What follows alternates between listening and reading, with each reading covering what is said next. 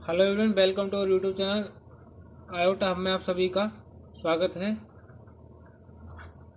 दोस्तों, आज जो आपकी क्लास है जो आपकी है यू है यूनिट 3.2 एंड 3.3। इसमें बहुत एक साथ ही हैं। तो आपकी क्लास हम स्टार्ट करते हैं। तो आज का आपको जो टॉपिक है वो रहेगा दोस्तों, आज का आपका टॉपिक सामाजिक विकास।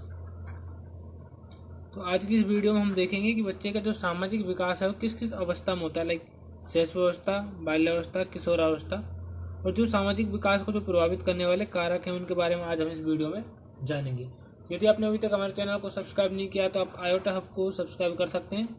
वीडियो यदि आपको पसंद आए तो आप लाइक करें। और जैसा कि आप सभी के जो एग्ज़ाम्स हैं वो नवंबर में हैं, तो आप अपने सभी दोस्तों तक वीडियो की लिंक शेयर करना बिल्कुल ना भूलें, जिससे कि ज़्यादा से ज़्यादा स्टूडेंट अपने साथ जुड़ सकें। आइए दोस्तों, वीडियो हम शुरू करते हैं। तो सबसे पहले हम देखेंगे कि सामाजिक विकास क्या होता है। सामाजिक विकास होता है कि जैसे ही बच्चा जन्म लेता है, जन्म के समय जो बच्चा है वो सब समाज से कटा हुआ रहता है, यानी कि उसे यही पता होता है कि समाज क्या होता है। लेकिन जब बच्चा धीरे धीरे बड़ा होता है, अपने घर परिवार से बाहर निकलता है, मोहल्ले में निकलता है, तो वो उसका समाज होता है, आसपास का जो वातावरण होता है उसको हम नॉर्मली एक लैंग्वेज में समाज बोल सकते हैं। सबसे पहले हम देखेंगे शैशवावस्था में सामाजिक विकास, यानी कि शैशवावस्था में सामाजिक विकास किस तरीके से प्रभाव डालता है। तो यहाँ पर हमारा पहला पॉइंट है। लेकिन उससे पहले हम देखते हैं शैशवावस्था की उम्र क्या होती है। शैशवावस्था की जो एज है वो होती है आपकी जन्म से और 5 या 6 वर्ष के बीच की, ये जो उम्र होती है शैशवावस्था की उम्र होती है। पहला हम पॉइंट देखेंगे यहाँ पे, 1 माह का शिशु साधारण आवाज और मनुष्य की आवाज़ों में अंतर नहीं पहचानता, अतः वह अपनी मस्ती में मस्त रहता है। ये नॉर्मल पॉइंट था। जरूरी नहीं कि आप ये सभी पॉइंट अपनी किताब की ही लैंग्वेज में लिखें, आप अपनी सेल्फ लैंग्वेज में भी ये सारे पॉइंट यहाँ पे लिख सकते हैं। तो पहला जो था उसमें था कि 1 माह का शिशु साधारण आवाज़ और मनुष्य की आवाज़ों को अंतर नहीं पहचान सकता। ठीक है।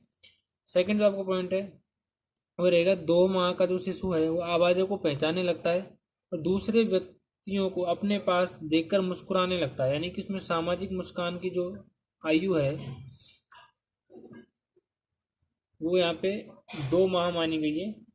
2 माह का बच्चा दूसरों को देखकर स्माइल करने लगता है, मुस्कुराने लगता है। ठीक है दोस्तों।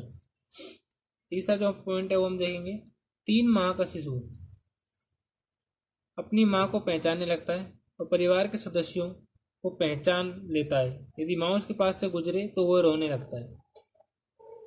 अगला जो पॉइंट है वो रहेगा आपका, 5 माह में बालक क्रोध और प्रेम के व्यवहार में अंतर समझने लगता है। ठीक है दोस्तों। तो 5 माह का जब बच्चा हो जाता है तो वो समझ जाता है कि उसके घर वाले उस पर क्रोध कर रहे हैं, प्रेम कर रहे हैं। कई बार बच्चा जो है वो लगातार रोता रहता है, तो उसको हम डराते हैं, थोड़ी आंखें दिखा के या थोड़ा आवाज़ करके उसको डराते हैं, तो वो समझ जाता है कि हाँ ये क्रोध की भावना है या प्रेम की भावना है। वो डिफरेंस यहाँ पे समझने लग जाता है। दोस्तों, हो सकता है यहाँ पे थोड़ा नोट्स की प्रिंट की वजह से आपको या आपकी नेटवर्क इशू की वजह से आपको यहाँ पे देखने में थोड़ा साफ नहीं दिखे, लेकिन ये थोड़ा आपको एडजस्ट करना पड़ेगा। बाकी यहाँ से वीडियो में कोई दिक्कत नहीं है, लेकिन कभी नेटवर्क की वजह से वीडियो धुंधली हो जाती है, तो वहाँ पे आपको थोड़ा एडजस्ट करना पड़ेगा। अगला हम पॉइंट बात करेंगे, 6 माह का जो शिशु होता है परिचित व्यक्तियों को पहचानने एवं अपरिचित व्यक्तियों से डर लगने लगता है। मोस्टली देखा जाता है जो छोटा बच्चा होता है वो सांप को भी पकड़ लेता है, उसको डर नहीं होता। लेकिन जैसे जैसे बच्चा 6 माह का होता है, 6 माह के बच्चे को पता होता है कि कौन कौन परिचित हैं, क्योंकि वो जन्म से 6 माह तक आयु तक जिन बच्चों को या जिनको अपने आसपास देखता रहता है, फैमिली में परिवार के मेंबर्स को, उनको पहचानने लग जाता है कि हाँ ये फैमिली मेम्बर है, उनसे उसे भय नहीं होता। लेकिन अपरिचित जब भी कोई व्यक्ति जाता है तो बच्चे उसके पास जाते ही रोने लगता है, वो उस भय की स्थिति पैदा हो जाती है। अगला हम पॉइंट देखते हैं, 8 से 9 माह का शिशु हाव भाव समझने लगता है। बालक प्रति छाया के साथ खेलना सीख जाता है। मोस्टली छोटे बच्चों को देखा जाता है कि वो आईने के सामने अपने आप को देखते हैं तो उन्हें लगता है कि सामने कोई और दूसरा बंदा खड़ा है,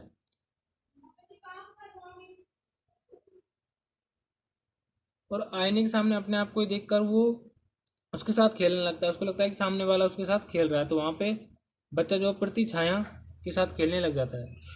अगला जो पॉइंट आपका वो है, 1 साल का बालक मना किए जाने वाले कार्य को नहीं करता। 1 साल का होते होते बालक को पता चल जाता है कि उसे कौन सी चीज़ के लिए घर वाले मना कर रहे हैं तो उसे वो नहीं करनी चाहिए, अन्यथा उसे दंड मिलेगा या उसको क्रोध का सामना करना पड़ेगा। अगला हम बात करेंगे 2 साल का बालक। 2 साल का बालक घरेलू कार्यों में सहायता देता है और घर का सक्रिय सदस्य बन जाता है। तो दोस्तों आगे हम बात करेंगे बाल्यावस्था की। तो दोस्तों अभी हमने बात की थी शैशवावस्था में सामाजिक विकास को लेकर के, अब हम बात करेंगे बाल्यावस्था में सामाजिक विकास को लेकर के। ठीक है, तो आपका जो फर्स्ट पॉइंट है इसमें वो रहेगा, पहले हम देखेंगे बाल्यावस्था। बाल्यावस्था जो है वो बच्चे की 6 से 12 या 13 वर्ष की जो आयु है उसके मध्य में की जो आयु है उसको हम बाल्यावस्था कहते हैं। तो आपका जो पहला पॉइंट है वो है इस अवस्था में बालक में सामाजिकरण तेजी से होता है। ठीक है, तो इसको आप सामाजिकरण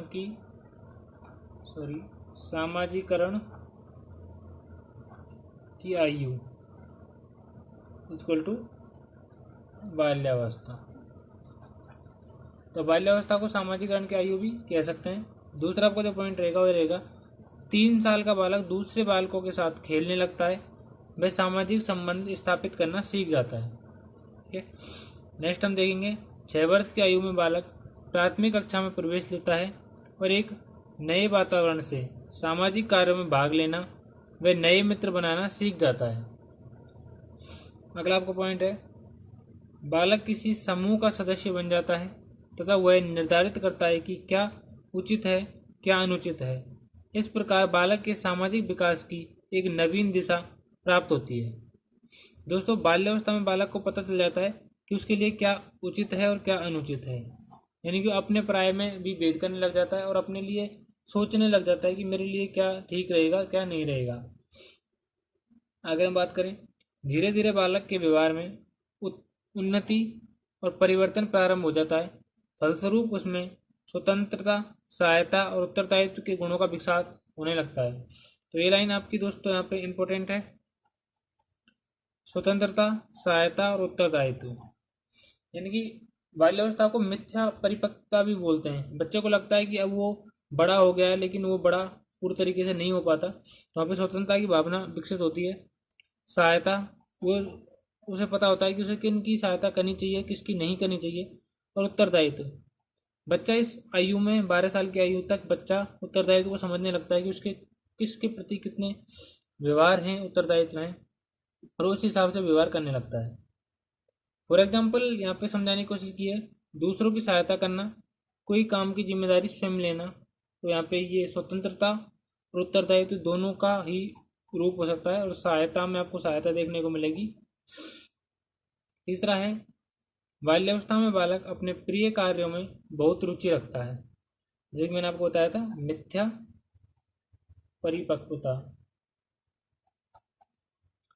दूसरा यहाँ पे एग्जाम्पल दिया गया है बालक जीवनीय पढ़ने में, बालिकाएं वाद्य यंत्र बजाने में रुचि दिखाती हैं।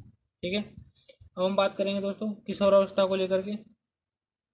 किशोरावस्था में सामाजिक विकास, तो किशोरावस्था की जो आयु है वो 12-13 साल से और 18 साल के मध्य में मानी गई है।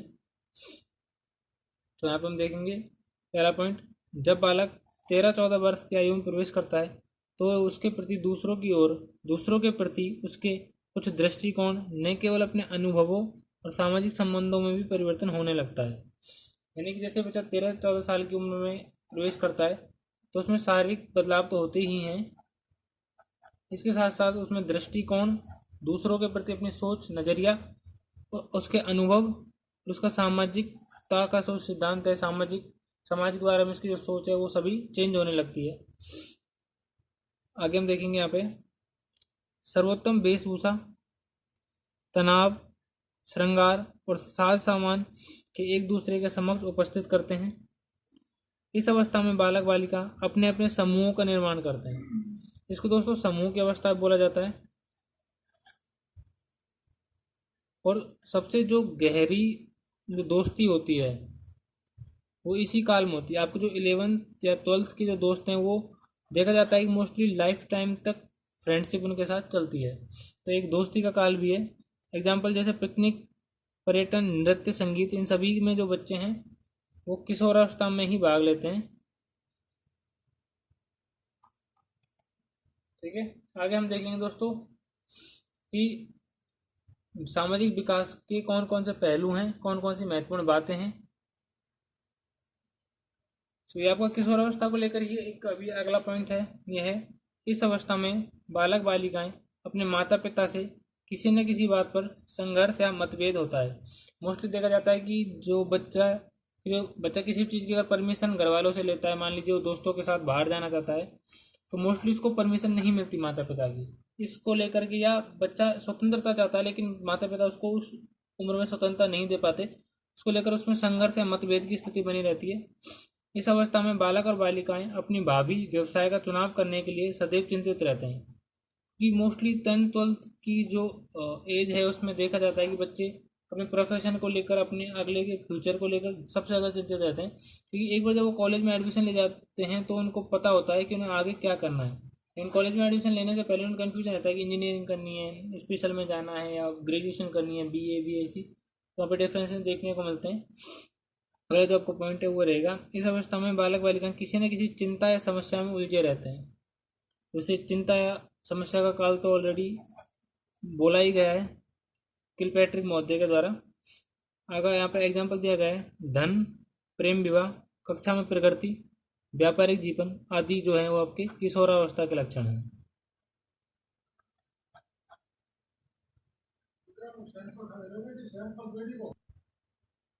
इसी के साथ यहाँ पे एक विशेष बात दी गई है, यह समस्याएं उनके सामाजिक विकास की गति को तेज व मंद, उचित या अनुचित दिशा प्रदान करती हैं।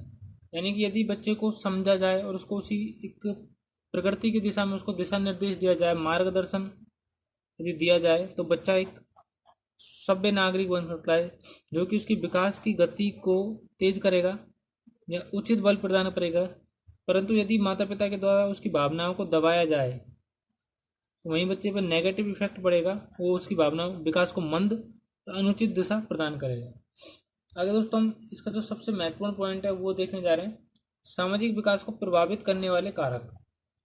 पहला आपका जो पॉइंट है, शारीरिक एवं मानसिक विकास। सामाजिक विकास को शारीरिक एवं मानसिक विकास भी प्रभावित करता है। इसमें देखेंगे, अगर बच्चे का स्वास्थ्य अच्छा रहेगा तो सामाजिक विकास भी तीव्र गति से होगा। मोस्टली दोस्तों कॉमन बात है, यदि बच्चे का शारीरिक विकास ठीक रहेगा तो बच्चे को सीखने में आसानी रहेगी और समाज भी उसको आसानी से अपना पाएगा, या वो समाज को आसानी से अपना पाएगा। दूसरा है परिवार। परिवार ही वह स्थान है जहाँ सबसे पहले बालक का सामाजिकरण होता है। परिवार के बड़े लोगों का जैसा आचरण और व्यवहार होता है, बालक वैसा ही व्यवहार करता है। तो परिवार को यहाँ पे सामाजिकरण की पहली इकाई बताया गया है, क्योंकि समाज जो है वो परिवार से ही मिलकर बनता है। परिवार का एक विस्तृत रूप समाज होता है। परिवार में वो माता पिता के साथ साथ दादा दादी या चाचा चाची आदि सदस्यों को भी देखता है, उनके व्यवहार को ऑब्जर्व करता है और उसी के हिसाब से अपना व्यवहार क्रिएट करता है। तीसरा जो आपको पॉइंट रहेगा, पालन पोषण। बहुत लाड़ प्यार से पाला जाने वाला बालक दूसरे बालकों से दूर रहना पसंद करता है। अतः दोनों का सामाजिक विकास दो भिन्न भिन्न दिशाओं में होता है। दोस्तों पालन पोषण का भी इफेक्ट जो है वो सामाजिक विकास पर पड़ता है। फोर्थ अगर हम पॉइंट की बात करें यहाँ पे, तो आपको फोर्थ पॉइंट है आर्थिक स्थिति। पहला इसमें सब पॉइंट जो है आपका वो है, धनी लोगों के बच्चे अच्छे परिवार में रहते हैं, अच्छे स्कूल में जाते हैं। सेकंड जो है आपका, निर्धन लोगों के बच्चे इनसे पीछे रह जाते हैं। दोस्तों जो आर्थिक स्थिति है इसका इफेक्ट मानसिक विकास पर नहीं पड़ता, लेकिन शारीरिक विकास की या सामाजिक विकास की अगर हम बात करें तो इस पर आर्थिक स्थिति का जो इफेक्ट है वो देखने को मिलता है। पांचवा आपका खेलकूद। बालक के समाज विकास में खेलकूद का विशेष स्थान है, अतः कुछ बच्चे खेल के अभाव में पीछे रह जाते हैं।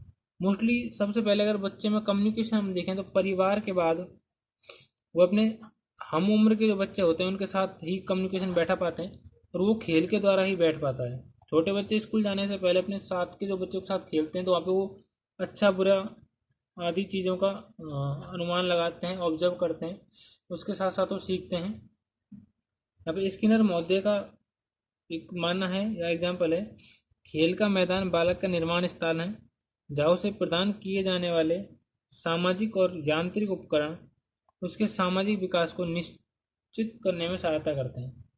ये दोस्तों ये जो आपकी डेफिनेशन है इम्पोर्टेंट है, स्किनर महोदय ने दी है।